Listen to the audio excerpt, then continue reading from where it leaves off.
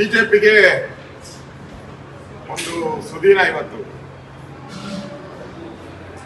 ಪ್ರಮುಖವಾಗಿ ದೇಶದ ಗಮನವನ್ನ ಸೆಳೆದತಕ್ಕಂಥದ್ದು ಪಶ್ಚಿಮ ಬಂಗಾಳದ ಚುನಾವಣೆ.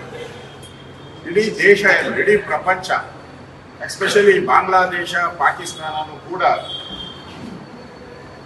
ಈ ರಿಸಲ್ಟ್ ಬಾಂಗ್ಲಾದೇಶಕ್ಕೂ ಆಘಾತ ಆಗಿದೆ, ಪಾಕಿಸ್ತಾನಕ್ಕೂ ಆಘಾತ ಆಗಿದೆ. ಅಸ್ಸಾಮಲ್ಲಿ ಬಿಜೆಪಿ ದೊಡ್ಡ ಬಹುಮತದೊಂದಿಗೆ ಈಗಿರೋ ಟ್ರೆಂಡ್ ಅಲ್ಲಿ ಲೀಡ್ ಬರ್ತಾ ಇದೆ, ಟ್ರೆಂಡ್ ಲೀಡ್. ಅದೇ ರೀತಿ ವೆಸ್ಟ್ ಬೆಂಗಾಲಲ್ಲೂ ಕೂಡ ಬಿಜೆಪಿ ಟ್ರೆಂಡ್ ದೊಡ್ಡ ಮಟ್ಟದಲ್ಲಿ ಬರ್ತಾ ಇದೆ.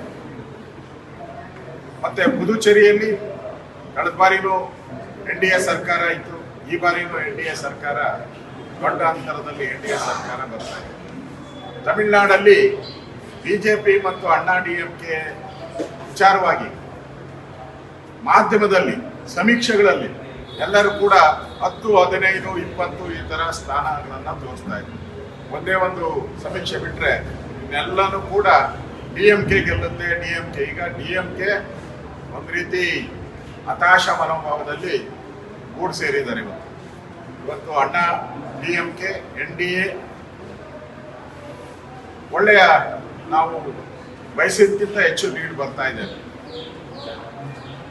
ಅದೇ ರೀತಿ ಕೇರಳದಲ್ಲೂ ಕೂಡ ಬಿಜೆಪಿ ತನ್ನ ಖಾತೆಯನ್ನ ಪ್ರಾರಂಭ ಮಾಡುವಂತ ಒಂದು ಉದ್ದೇಶ ಕಾಣ್ತಾ ಇದೆ. ಒಟ್ಟಾರೆ ಇವತ್ತು ನಮಗೆ ಬಹಳ ಇಂಪಾರ್ಟೆಂಟ್ ಇದ್ದಿದ್ದು ವೆಸ್ಟ್ ಬೆಂಗಾಲು ಮತ್ತು ಅಸ್ಸಾಂ.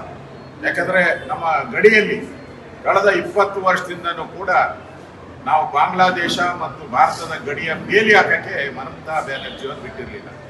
ಸುಮಾರು 2 ಕೋಟಿಯಷ್ಟು ಬಾಂಗ್ಲಾದೇಶಿಯರು ಅಸ್ಸಾಂ ಮತ್ತು ವೆಸ್ಟ್ ಬೆಂಗಾಲ್ ಮತ್ತು ದೇಶದ ಎಲ್ಲ ಭಾಗ, ಕರ್ನಾಟಕದಲ್ಲೂ ಕೂಡ ಒಂದು 10 ಲಕ್ಷ ಜನ ಬಂದು ಸೇರ್ಕೊಂಡಿದ್ದಾರೆ.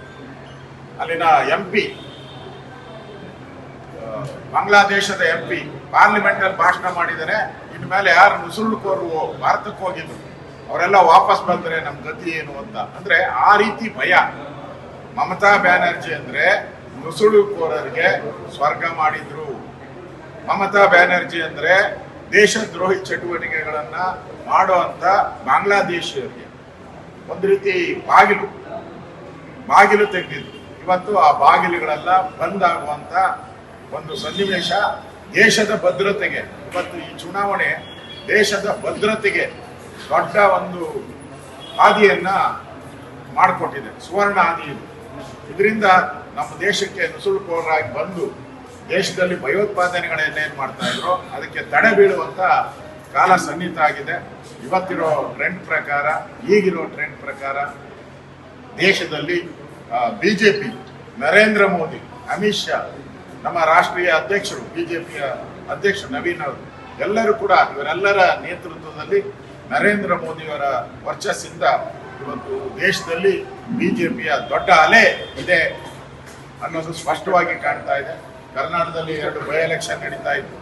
ಆ ಬೈ ಎಲೆಕ್ಷನ್ ಕೂಡ ಕಾಂಗ್ರೆಸ್ ಒಂದು ರೀತಿ ಕುತಂತ್ರ ಮಾಡಿದೆ. ಆದರೂ ಕೂಡ ನಾವು 1 ಸೀಟ್ ಆದರೂ, 2 ಪ್ರಯತ್ನ ನಡೀತಾ ಇದೆ, 1 ಸೀಟ್ ಆದರೂ ಗೆಲ್ಲುವಂಥ ವಾತಾವರಣ.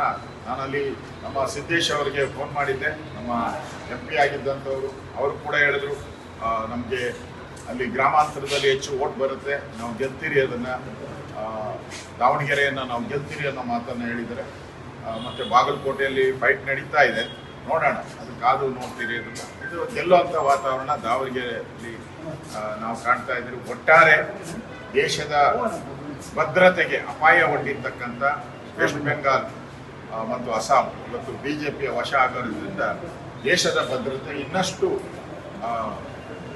ಒಳ್ಳೆಯ ಭದ್ರತೆಯನ್ನು ಕೊಡುವಂಥದ್ದಕ್ಕೆ ಕೇಂದ್ರ ಸರ್ಕಾರಕ್ಕೆ ಒಳ್ಳೆಯ ಅವಕಾಶ ಸಿಗ್ತಾ ಇದೆ. ನಾನು ಈ ಎಲ್ಲ ಬೆಳವಣಿಗೆ ನರೇಂದ್ರ ಮೋದಿ ಅವರಿಗೆ, ಅಮಿತ್ ಶಾ ಅವರಿಗೆ, ನಮ್ಮ ಕೇಂದ್ರದ ನಮ್ಮ ರಾಷ್ಟ್ರೀಯ ಅಧ್ಯಕ್ಷರಿಗೆ ಈ ಸಂದರ್ಭದಲ್ಲಿ ಮೊದಲ ಹಂತದ ಏನು ಲೀಡ್ ಬರ್ತಾ ಇದೆ ಅದಕ್ಕೆ ನಾನು ಅಭಿನಂದನೆ ಸಲ್ಲಿಸ್ತೀನಿ.